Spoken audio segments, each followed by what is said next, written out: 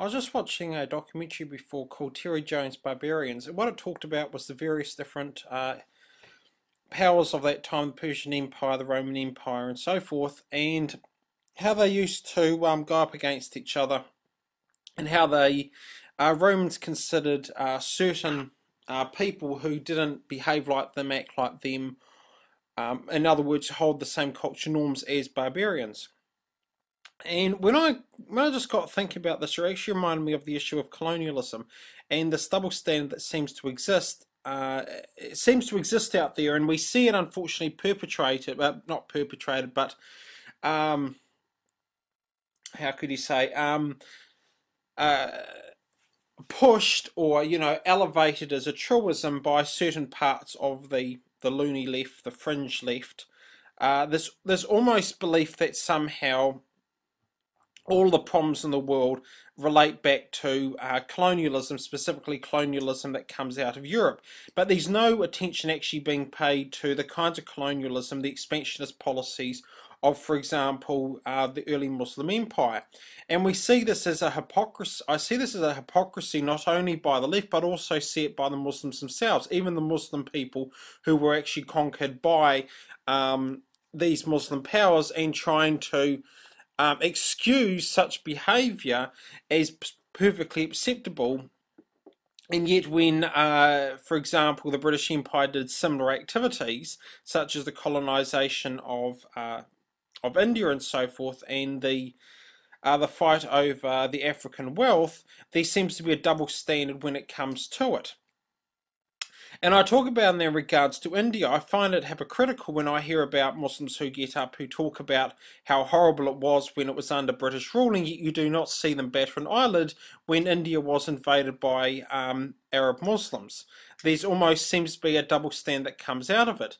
There's no questioning, for example, when it came to Arab Muslims who invaded Iran, who rammed Islam down the collective throats of the Persians. You see not an eyelid batted over the idea that Islam was rammed down the collective throats of the Syrians, who were actually, up until that point, a Christian, a Christian country more or less, a Christian majority country. Egypt, same situation. Arabs invaded that part of the country, and I'm confused. What I'm confused about primarily is this idea of this anti-colonialism behaviour towards the West, and yet there almost seems to be a complete ignorance or refusal to actually acknowledge that the current situation that they're actually in is an imposition of a previous colonial empire. You don't see, funny enough, Egyptians clamouring to saying that we should throw off the shackles of Arab imperialism and re-find our historical Coptic Christian roots.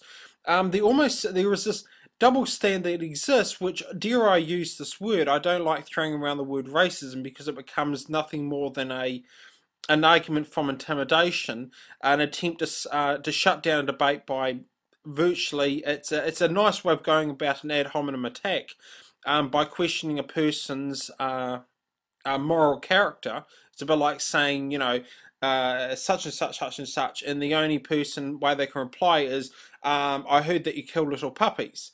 That's the same sort of approach when racism is thrown around, but I can't help but draw the conclusion that there is almost like a spectre of racism that comes across, that if it's anybody else seeming to do this sort of colonial effort, it's almost washed under the radar as something that is just part of the usual course. And yet, for example, if a European power does similar things, in regard to the colonialisation of Africa and so forth, it's seen as an absolute horrible thing.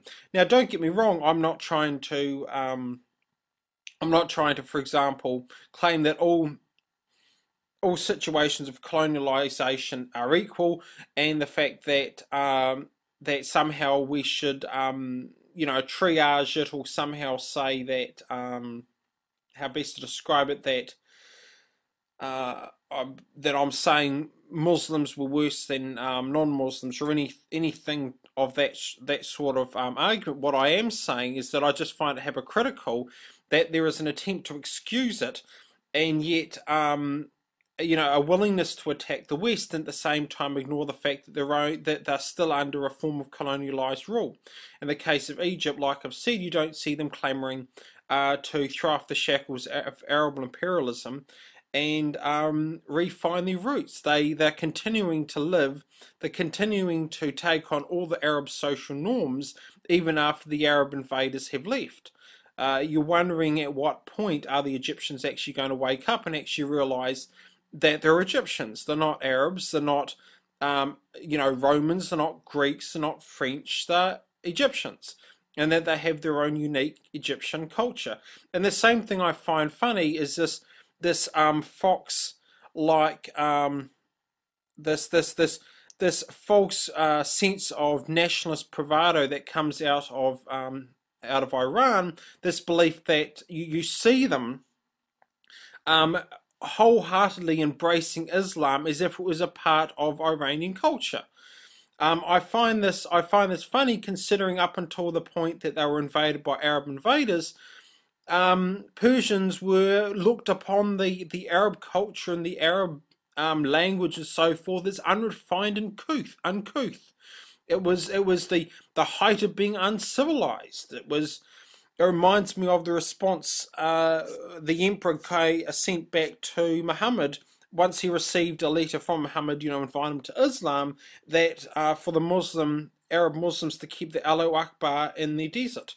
And yet you see, for example, Iranians, for some reason, on the same time talking about how great and how they're very passionate and patriotic, and yet at the same time they seem to be slaves to the same Arab imperialism that came 1400 years ago.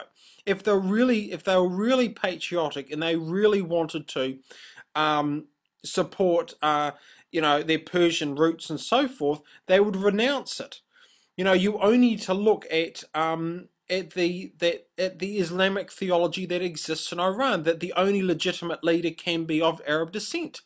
And I'm sorry, but as a Persian, if I was a Persian, I would find that as the most racist way of approaching it. That the only people who can lead me is a person from some other remote and foreign culture.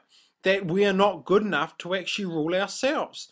I'm entirely confused. I find it even more confusing when you see this form of self-hatred that comes out of Persia, that somehow they elevate the Arab language higher than their own. I truly am confused, and yet at the same time, in the 1970s, they decried Western imperialism within Persia, within Iran. I truly am confused when I see this double standard that exists within the Muslim world. That when you somehow have a Muslim imperial force, that somehow was wiped off as perfectly acceptable, and yet when you see a Western imperial force, that somehow that's seen as bad. When, for example, they talk about Western imperialism being imposed upon Iran, and yet they don't batter an eyelid at the idea of Arab imperialism being imposed on them in the form of a religion. So I can't help but find and label this as a double standard. When it's a racist double standard. This double standard that doesn't actually acknowledge, that just simply refuse to acknowledge that even after the West is gone, they're still slaves to a foreign power. And the worst part is they're continuing to impose and uphold this foreign power even after the caliphate has actually died. They're still slaves to a foreign culture imposed upon them in the heyday of Islam's prestige in terms of being a colonial force.